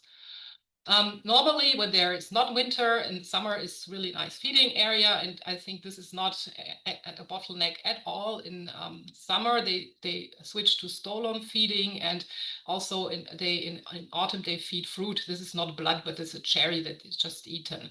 So in the city, they have a lot of different types of food they utilize, and that you might not find in the birds that live outside in the countryside. What we also did is for managers in cities, they often want to know where the geese prefer to be. And this is like just one pasture, and the dropping plot measures where we every week collect droppings from a certain area and remove them. And so we can say, okay, where these dark dots are concentrated, that's a goose area. And so you can set that aside maybe for geese, and for people lying on the grass and having a picnic, maybe the other areas where they don't use them so much are better. So this is a good thing we can use for management. We also defined some age classes in the goslings, which is very useful. It depends on the food they get, and in places where they are food deprived, you get goslings that look like normally they would be much older already, but they just they look younger. So we did this with this visual thing. And the urban geese, the goslings, they adapt to feeding their pack rates just very quickly. And when they get older, they pack as the adults do. And so it's very similar. Also the grass height, we measured all sorts of things that the wild birds do. An interesting aspect came up with the study of avian influenza. In 2006, we got money to study avian influenza and parasites, and especially with regard to the question that the birds move around between urban and rural areas. And we did this non-invasively from the droppings. And yeah, this is quite good maybe that we only found in all these samples, 8,000 samples, we found only 60 positive. And these are, these are with our local viral avian influenza people. This is actually one part of the study that funds all my efforts. And that's why, it's for me, it's very, very good finance of the study. The endoparasites were most frequent in the not in the city. The white is no parasites. They were most frequent at the Max Eid Lake, which is a suburban site. And you can see here, what parasites we found. That is also an issue when people are afraid of the droppings that accumulate on the grasslands where the people want to sit. And we can say that a lot of these parasites are very host specific, very goose specific, and that maybe frequent mowing may distribute these droppings so people don't see them so much anymore. We also studied avian malaria, and the birds did not have any avian malaria. It's surprising because we have local crows in the, that also do not migrate to Africa. They didn't have, they did have a lot of malaria, 89% of them, and so we find that a lot of the water birds might not have so many avian malaria in their bloodstream. Of course, this is of no concern for people because they are very specific to these birds. Another issue was other goose species that I mentioned already, that in 2010 we had Egyptian geese join the Greylag geese, and so for me this was a natural experiment. The EU defines them as highly invasive, and they should be killed wherever possible. But we can also really closely study how they're interacting with other species, and because I always said, why are they termed invasive? I mean, they're invading new areas, but invasiveness means that they harm other birds, native birds.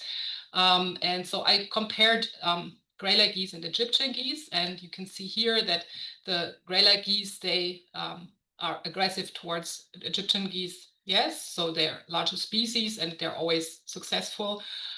Egyptian geese, they're they attack other birds, rarely Greylag geese. And when we take the upper part of the graph and make that bigger again, you see that Egyptian geese mainly attack themselves amongst each other and maybe some other species, but in the all-over aggressiveness, Greylag geese and Egyptian geese had the same amount of aggression.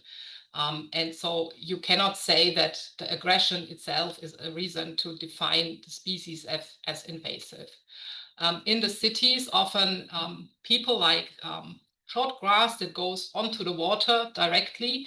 And that's, of course, also a perfect goose habitat. And that's why we have all these problems that, we like the same habitats as the geese do. And the solution for this would be to set aside some areas for the geese, and for that aggressiveness does not lead to birds being killed by other species. We need a structure-rich river bank or lake bank that young birds can hide. We did a lot of studies on predators and also the perception of the geese by measuring the distance they react towards dogs that I define as predators, but we really have bad cases of injuries. And so we see that they well distinguish between different sizes of dogs, and when you get a person without a dog, it's no problem to them at all. Disturbances are not only by dogs that I define as predators, but you can see here, the cities are highly used by people. So we did FID study, like flight initiation distance, also alert distance, and we measured this in much detail. We compared it with rural sites, and not surprisingly, the birds in the urban areas are more tame. And within the urban birds, we had a lot of data on the individual birds, and I cannot present it all here, but some interesting results is that the flight initiation distance varied with season and was higher in winter, and we think that maybe in winter there are less visitors in the park, so the habituation is not so large towards people, and so they react earlier. So this is all for park birds that are really used to people. So I find that interesting, and also the abdominal profile index that I already told you that I really like that measure. You can see that actually the birds that are thicker, they react less, and you don't know if this is like, why is it because they're already large, or is it, you don't know. what I initially said on the growth of the population and that the population curve in Stuttgart for the Greylag geese seems to level off. We actually did a good analysis of a small data set, but really good data on the breeding success and what factors influence the breeding success. And this was again this measure of hatchling survival to fledging. And you can see here, I put factors into this GLIM model, or Jean-Louis did this, Bertou, as the population size of the Greylag geese, the number of breeding pairs of Greylag geese, the hatchlings per brood, whether or not they emigrated from their original site, as I showed you from the nesting situation, that they actually go to the city to rear their goslings. And the population size of Egyptian geese and breeding pairs of Egyptian geese. And here are the results.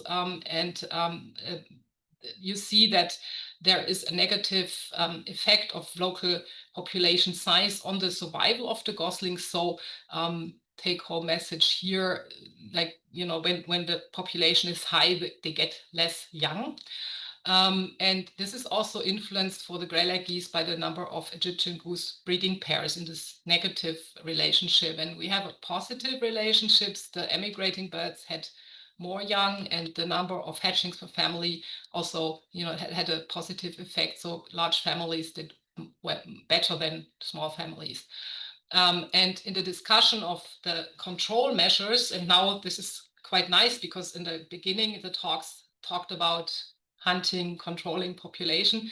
And I don't say that this is true for larger populations and on a flyway scale, but in the city where I study the geese, if you control the birds, the population goes down, and then the reproductive rate will go up again. So keep this in mind. This is a really important finding. The more you shoot, the more they produce, because they want to fill in again what's missing.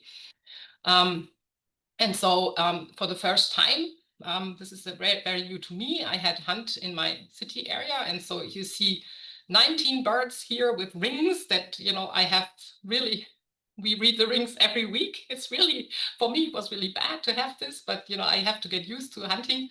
I had one goose in there that was almost 20 years old. So I had a lot of data for that goose. But this is the emotional issue of the researcher. From the hunting perspective, this is completely legal. It was within the shooting time. You see only one Egyptian goose they shot because the Egyptian geese are quite smart and much more difficult to hunt. This is for me like the answer to the talk title. The cities have a lot of advantages, high quality food. They don't have to migrate down to Spain or wherever. They do not migrate northwards either, where the wintering grounds are now, because they're sort of in a sort of island situation in the city.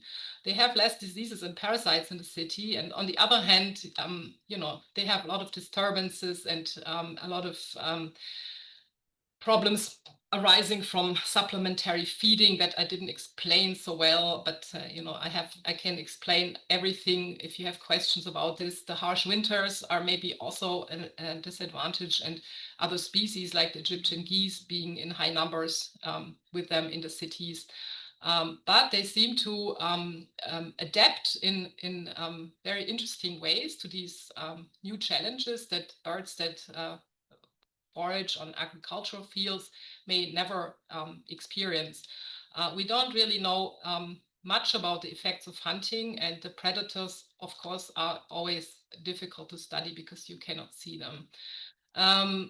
Just to go onto that social science side a little bit, the people are, at the moment, birds are molting, so they're close to the water where there are a lot of they walk close to the water, the people, the geese, do their put their droppings close to the water, and then you sometimes need to put numbers in perspective, because we have not so many geese in the city. We have 17,000 dogs and only about 250 to 350 Greylag geese.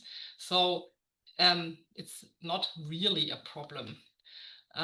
The solutions may come in different ways than we think. In Stuttgart, for the last 5 years, we have invading raccoons. And they're known also to be, they swim onto islands and they eat a lot of eggs. And yeah, maybe the raccoon, I don't know. I don't say it's the solution, but in the city, in our small area, you know, there are always new ways that develop, and that's interesting and makes fun to study these geese. Thank you. Super. Thank you, Friederike, for giving us urban insights when it comes to the Greylag goose.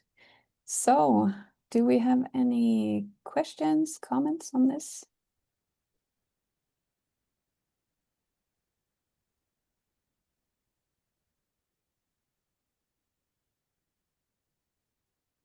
Maybe it was too much in a short time. It was good. But okay, I think we'll move along.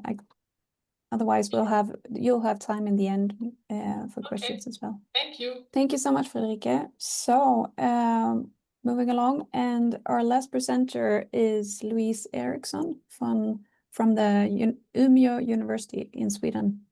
We will now hear from the social science aspect regarding acceptance from different stakeholders. So please take the floor. Yes, thank you. Let's see. Yes. So, hello everyone. My name is Louise Eriksson. I might be some of the, well, kind of an outlier among the presenters today. I'm actually a researcher in environmental psychology. So, but the study has been conducted in a group of interdisciplinary researchers, among others. Niklas has that has already presented, joined on this study as well. So the focus of this study is on acceptance among stakeholders, and it's not limited to greylag specifically. And the reason for this, I mean, there are a lot of greylags in Sweden, but the reason for this is that many people are likely to have great difficulties in discriminating between different goose species. So that's why we ask about geese generally rather than specific goose species. So, starting from the beginning, well, wildlife management requires a consideration of the opinion of different stakeholder groups, and this has been clear through all the presentation today, I think. So if management failed to do so, there is a risk that management is not considered legitimate, and this may lead to resistance of different sorts, of course. And if only some interests are considered, conflicts between different stakeholder groups may also arise. We all know that geese creates both ecosystem services of different kind as well as disservices. And we have goose management with the responsibility then to manage geese that is very complex with multiple levels involved as well as multiple stakeholder groups with different interests. So since different stakeholders need to accept and sometimes even be involved in the management of geese, it is important to understand how they evaluate geese, how they perceive the different management levels, as well as to understand what management tools are accepted and which are not accepted by different stakeholder groups. And this is what I'm going to talk about today. So results are from survey studies of 4 important stakeholder groups when it comes to geese. We have the general public, bird watchers, hunters, as well as farmers. And we focus on 3 research questions. The first one concerns how different stakeholder groups evaluate geese and goose management. So we examine attitude towards geese, and that is reflecting a negative or positive evaluation. We also examined acceptance capacity, which reflects whether these stakeholder groups think the population of geese should decrease, stay as they are, or increase.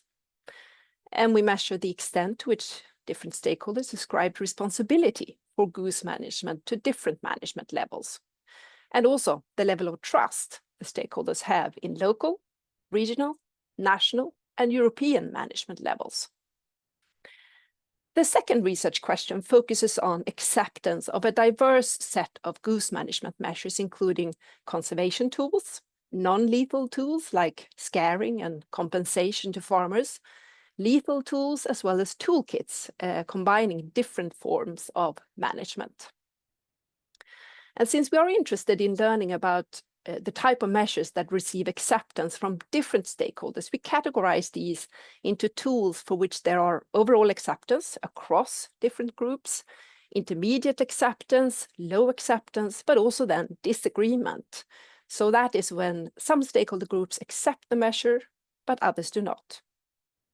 And the third research question that I'll going to talk about today is about the determinations of acceptance, considering then experiences of wildlife, cognitions, how we interpret and think about wildlife as well as geese, as well as the emotions geese evoke. It's a lot of emotions when it comes to wildlife management. So the total sample was actually 8,728, varying from just under 900 in the general public to just over 5,000 birdwatchers. We used random samples for the general public study, and these are residents in 2 municipalities in Sweden, both with large populations of geese. We also have random samples of hunters, so licensed hunters in the south of Sweden, as well as farmers, which are farmers with an active farming business in the south of Sweden, in total 13 different counties. And there are no registers of birdwatchers, so we asked members of BirdLife Sweden from the whole of Sweden to participate in that study. And as you can see, the groups have quite different characteristics. And in some sense, the general public can be considered a baseline, incorporating all the other stakeholder groups to some extent. And what is noteworthy here? Well, one thing is that the birdwatchers are very much older than the others. And there are not so many women among birdwatchers and not among hunters or farmers, but this is how these stakeholder groups are composed. So it's not really a surprise, I would say. So let's move on to the results in relation to the first research question. Well, attitudes towards geese are the deeper colors, and acceptance capacity, the paler colors in the different stakeholder groups. And results show that the general public, birdwatchers and hunters have a positive attitude towards geese. Farmers have a more neutral attitude. But all stakeholder groups perceive that the number of geese is too many, as reflected by the negative numbers on acceptance capacity. So perceived responsibility are the solid lines and trust the dotted lines. And results show that in relation to perceived responsibility, the general public and birdwatchers, which is the green and the yellow lines, are similar as they ascribe higher levels of responsibility for goose management to the local, regional and national level, but lower for the European level. Among farmers and hunters, which are the orange and blue lines, the ascribed responsibility is highest for the local level, but lower for the regional and national levels, and even lower for the European level. And regarding trust, we can see a similar pattern. Higher trust in the general public and among birdwatchers in the local, regional and national levels, but lower in the European level. Among farmers and hunters, trust was higher in the local level, but lower in all the other higher management levels, including the regional level. So now let's move on to the acceptance for specific management tools, as stated in the second research question I mentioned before. And this figure shows that the acceptance of different conservation-oriented tools in the different stakeholder groups using the Perceived Conflict Index, PCI. And a bubble above the line reflects acceptance for that tool in that particular stakeholder group, and a bubble below the line reflects lower acceptance.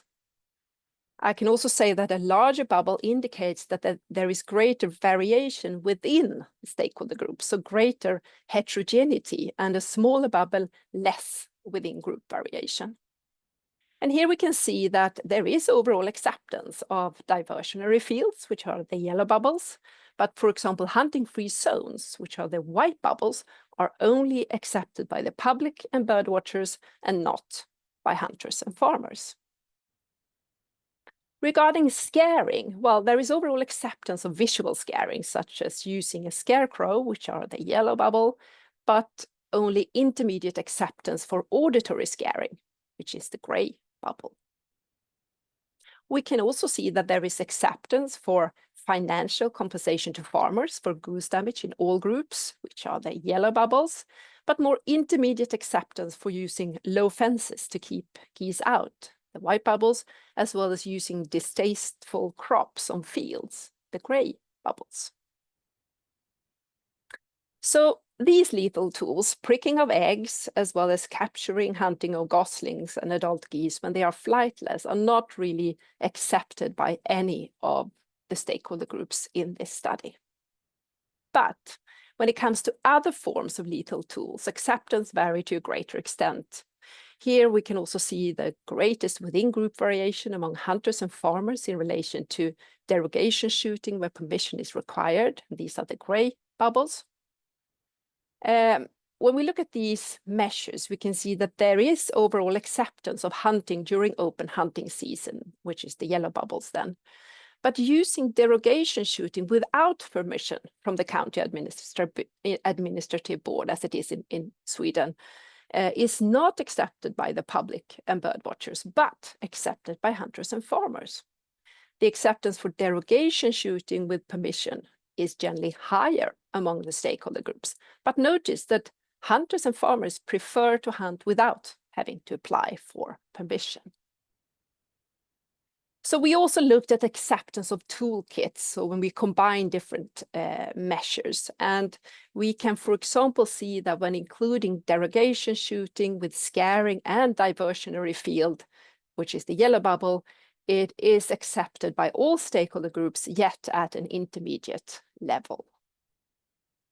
So to sum up these results regarding acceptance, we can see that these results suggest that there are several tools that are accepted across stakeholder groups, and these includes diversionary fields, financial compensation to farmers, but also derogation shooting under permission from the county administrative board. But while visual scaring are generally accepted, we can see that auditory scaring and some other tools are only accepted to some extent.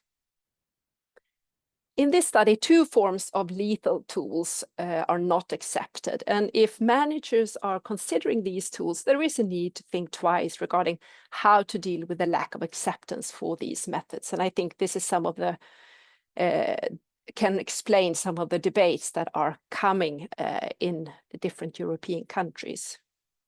Nevertheless, most problematic is perhaps the use of tools for which there are disagreements, since these are accepted by some, but not other stakeholders. And in this case, there is a risk that the public and bird watchers may react negatively to derogation shooting where permission is not required. But if derogation shooting without permission is not allowed, farmers and hunters may instead impose this.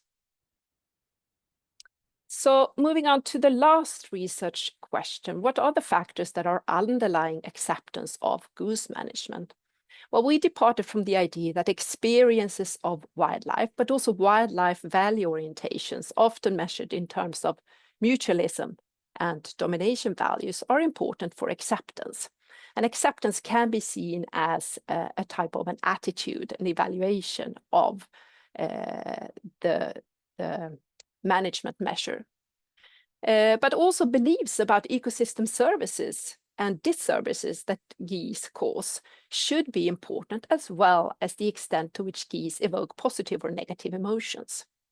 So the idea here is that experiences, how we think about wildlife and geese, as well as the emotions involved, can all be expected to be important. And we examine this in relation to a set of conservation measures and a set of lethal measures. It's a lot of numbers here. I'm just going to quickly mention some of the results. Well, we can see here that stronger mutualism values, emphasizing the rights of wildlife, and weaker domination values, reflecting that humans can decide over wildlife, were associated with higher acceptance of conservation measures and weaker acceptance of lethal measures. We can also see that believing that geese contribute more to nature ecosystem services was associated with higher acceptance of conservation measures, but also believing that geese contribute to food and hunting and more to ecosystem disservices was associated with higher acceptance of lethal measures. And also, we can see and confirm here that if geese evoke more positive emotions and less negative emotions, acceptance for conservation is higher, and the opposite was true for acceptance of lethal tools. In this table, you can see also that experiences matters for acceptance. So for instance, hunting reduces support for conservation and increases support for lethal tools. And also belonging to specific stakeholder groups here included as controls likely reflect very different experiences of geese with implications for acceptance. So we can see here that acceptance is the result of several of the factors that we expected beforehand. So to sum up, we can see that in these diverse stakeholder groups, they display a positive or neutral attitude towards geese, but all groups also believe that there are too many geese, so these reflects a shared problem perception. We also find that among farmers and hunters, there is a lack of trust in the regional, national, and European levels. And this lack of trust in the higher management levels is a problem for management, at least that's what I think. Flyaway management is dependent on what happens on the ground among farmers and hunters.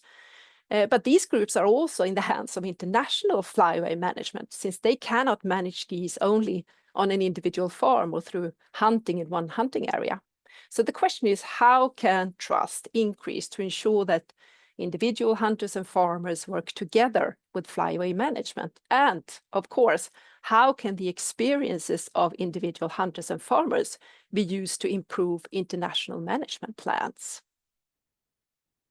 We could confirm that experiences, wildlife value orientations, beliefs, and emotions are all important for acceptance, but also that acceptance is influenced by how the tool is designed. So as was shown in this study, acceptance of hunting differs depending on how it is conducted and regulated.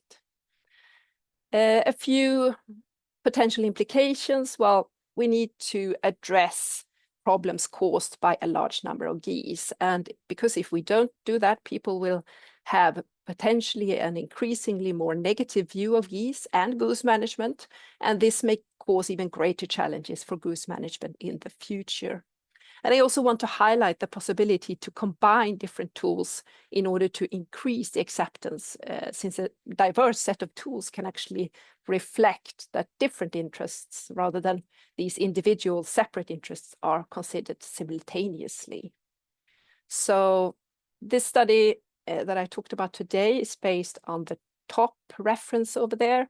And then we have several other references that reflect the work we have done on stakeholders in this recent ended project on geese in Sweden. So thank you. Thank you so much, Louise. This is a very interesting topic, as the management, as you said, is at a large extent about balancing different interests. So very good. We are running out of time a little bit, but we have time for a few questions. So Nils, please. Yeah, thank you, Louise. That was a really interesting study and great results. Very quickly, because I think we are running out of time indeed. What kind of toolkits have you been thinking about there? Could you give maybe a couple of examples? Because I think that would be interesting to hear your perspective on this. Thank you. Well, empirically, we only looked at two different combinations of measures. But I think the main message here is that for acceptance, even if we are not talking about wanting effective measures to manage geese, for acceptance, it is important to show that we are considering different interests as part of management, because that can make people understand better why we are doing things. So if we use hunting in different forms, then also we need to have like diversionary fields to show that the geese have somewhere to go, and then you can sort of satisfy the conservation interests. So I think it's about thinking you know much more about geese than I do, so I think it's about thinking how you can put a combination of toolkits in the best way to achieve both effective management as well as satisfying different interests group. Yeah. So can I just interrupt very quickly? I don't see another hand, but like I meant more like, because I'm not as such so interested in or know that much about geese as many others here, but I work more on the social component. So I was wondering, toolkit, I meant what is the social toolkit, or is that something you've been thinking about to increase this acceptance? Well, it's not. It's more about in this study how you design management will have an impact on. It's not only about values, beliefs, and emotions and these kind of things. We can change that acceptance by shifting things around when it comes to how we design management, I think. So that's what I meant in this study. But again, I mean, it's one problem in as we can see in this study is, of course, the lack of trust in two of the key groups, like hunters and farmers, that really needs to be involved on the ground. And I think there is also some work to be done there, how we can increase this trust. And of course, that is time consuming. There is some literature on how you can work on that component. And I think that is maybe one thing that management could focus on maybe some more. Thank you. I don't know if you can hear me. I had some troubles with my... Okay, you can hear me. Good. Okay, let's see. Any other questions? I think we are done with the questions. And thank you, Louise, and for that. So, Jesper? Just one more. Oh, sorry, Jesper. Go ahead. To that last conversation between Niels and Louisa. I think here we actually hit something that is extremely important for us to discuss in the EGMP. Because EGMP is about implementation, and do we actually do we have the right communication? Do we have the right toolkits in the way that we are addressing our stakeholders? Because I have sometimes a feeling that we are working in a little bubble, and we don't really get out to the people who are the end users of our work, and they don't understand what is going on. So I think that's going to be an increasing dilemma and an increasing problem in terms of trust, but also in terms of the future sort of willingness to contribute to these processes if we don't get out on that front stage. So thank you very much for making that point, actually. Yes, thank you. And thank you, Jesper. Okay, so let's round this up. I would like to say a big thank you to all the presenters here today and to all of you attending. We have touched base on some of the top management topics that are being discussed within the EGMP. And as Jesper just said, it's important that the results and what comes out from the EGMP also reaches the practitioners in the management. And that is why we have these webinars sometimes. It's a great tool to spread the recently gathered knowledge and highlight what challenges that lies ahead within the management. So please let us know, Sinead, Bruno, or I, myself, if you have any ideas or come to think of any research within the field that could be brought up in a similar way like we did today, for instance, like in a webinar. We do arrange them every now and then we're open to ideas. Super. Okay, thank you everyone, and take care, I would say. Bye-bye. See you. Thank you. See you soon. Some of you at least. Thank you, Malin. Thank you. Thanks, everyone.